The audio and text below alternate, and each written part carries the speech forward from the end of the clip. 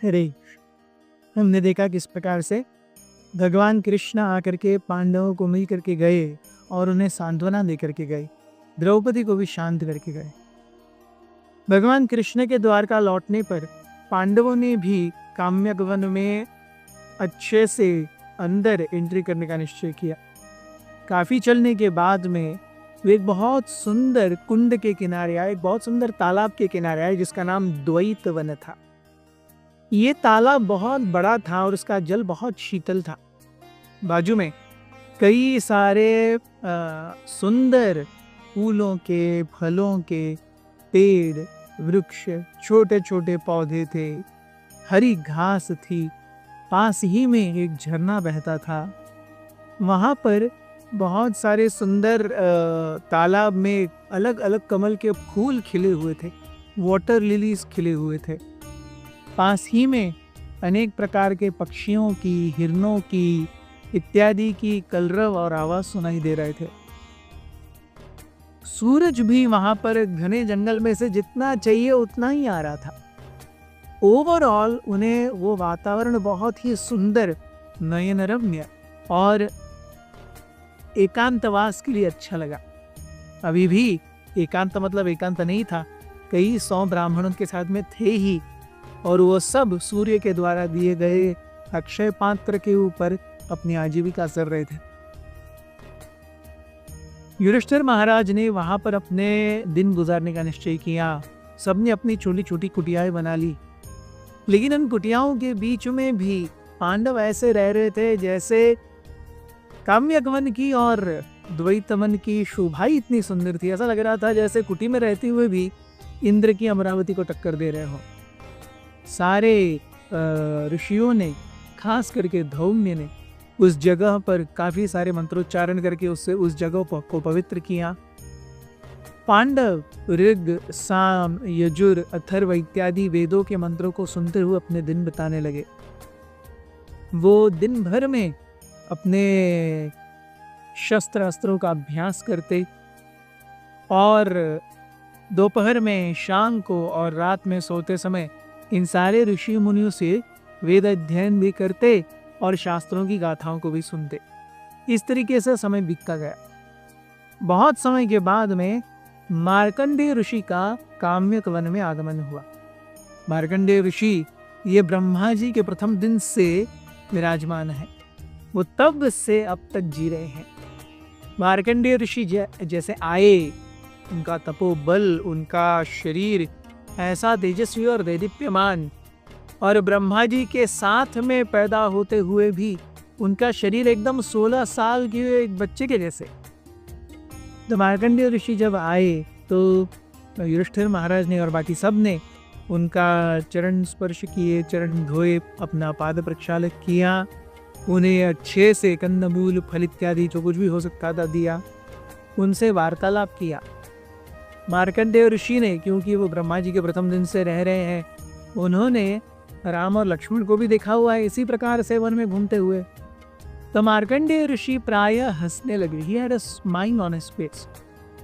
युधिष्ठिर महाराज ने पूछा कि हे साधुवर, हे साधु श्रेष्ठ, ये सारे ब्राह्मण जो हमारे साथ नित्य नियमित घूम रहे हैं, वो तो मेरी इस दशा को देख करके अत्यंत दयनीय और दुखी होते हैं, लेकिन आप मुझे देख करके स्मित हास्य कर रहे हैं, ऐसा क्यों है? तो मार्कंडेय ने कहा कि मैं स्मित हास्य आपको या आपकी दशा को देखकर नहीं कर रहा हूँ। मैं स्मित हास्य कर रहा हूँ ये सोच करके कि थोड़े ही समय पहले, थोड़े समय मतलब कई हजारों वर्ष पहले, मैंने राम और लक्ष्मण को भी ऐसे ही मन में विचरण करते हुए देखा है। जिस प्रकार राम बहुत ही सीधे थे, दयालु थे, शास्त्र के ऊपर चलने वाले थे, अपने से बड़ों का आदर करने वाले थे, अपनी बात पर अडिग रहने वाले थे, ये सारे गुण मुझे अब तुम में दिख रहे हैं। और तुम सबको देख करके मुझे उतना ही आनंद, उतना ही हर्ष हो रहा है जितना मुझे श्री राम और लक्ष्मण के दर्शन से हुआ था। देखिए, आप तो देवताओं के पुत्र हैं, आप विशेष रूप से कृपा प्राप्त हैं। लेकिन ऐसा सब होते हुए भी आपके साथ कितना अन्याय हुआ। आप इस अन्याय को कभी भी रोक सकते थे, लेकिन आपने धर्म के सिद्धांतों का आचरण करने का निश्चय किया। यह आपकी महानता है। इसीलिए जानना चाहिए कि कोई भी व्यक्ति कितना भी बड़ा, बलशाली, धीट, शूर क्यों न हो, लेकिन अपने कर्म, समय और जीवन के प्रवाह के बीच में अनियमितताओं और किसी भी प्रकार के विपरीत कालखंड से गुजरना ही पड़ता है। कष्ट, दुख सभी को आते हैं।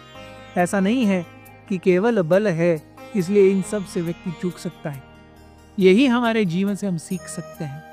लेकिन आप निश्चिंत रहिए, बहुत जल्दी ही ये काल भी समाप्त होगा। ऐसा नहीं कि ये काल चलेगा। तब तक आपको धैर्य बांधना चाहिए, अपने शस्त्र और अस्त्रों के विकास पर भार देना चाहिए और अपनी तपस्या से, अपने तपोबल से अपने सामर्थ्य को बढ़ाना चाहिए। ऐसा कह करके मार्कंडेय कि मैं बहुत जल्दी वापस आऊँगा, जब समय होगा आप मुझे हमेशा आपके समय पास पाएंगे, ऐसा कहते हुए मार्कंडेय उत्तर की ओर, हिमालय की ओर चल पड़े। काम्यकवन में पांडवों ने वास करना शुरू किया। वो बहुत ही धर्म से काम्यकवन में रहे। अपने आखेट के नियम को भी, क्षत्रियों को आखेट या शिकार का अनुमति क्यों दी जाती है? क्योंकि हर समय युद्ध चालू नहीं होते, तो वो अभ्यास कैसे करेंगे? जब तक कोई दौड़ नहीं रहा उसको बाण मारेंगे, क्योंकि हम निर्जीव चीज़ों को अगर सामने रखेंगे टारगेट, तो स्टेशनरी टारगेट को ही व्यक्ति भेज सकता है। लेकिन अगर किसी जानवर को जो भाग रहा है उसको भी टारगेट करेंगे, तो मूविंग टारगेट को भी लक्ष्य बनाने की कला आती है। और इस कला को आत्मसात रखते हुए उसको पैना रखने के लिए क्षत्रियों को शिकार करने की अनुमति दी जाती है with in a very very certain limits.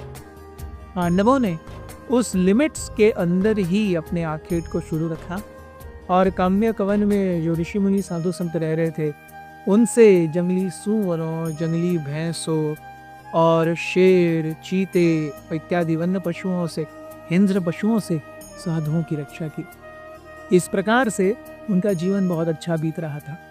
आगे भी हम देखेंगे कि इस प्रकार से युधिष्ठिर महाराज, द्रौपदी इत्यादियों के आंतरिक मन में क्या चल रहा है, ये भी बहुत सुंदर रूप से उभर करके आता है।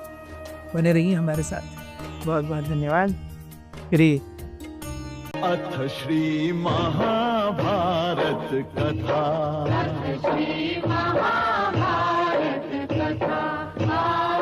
महाभारत कथा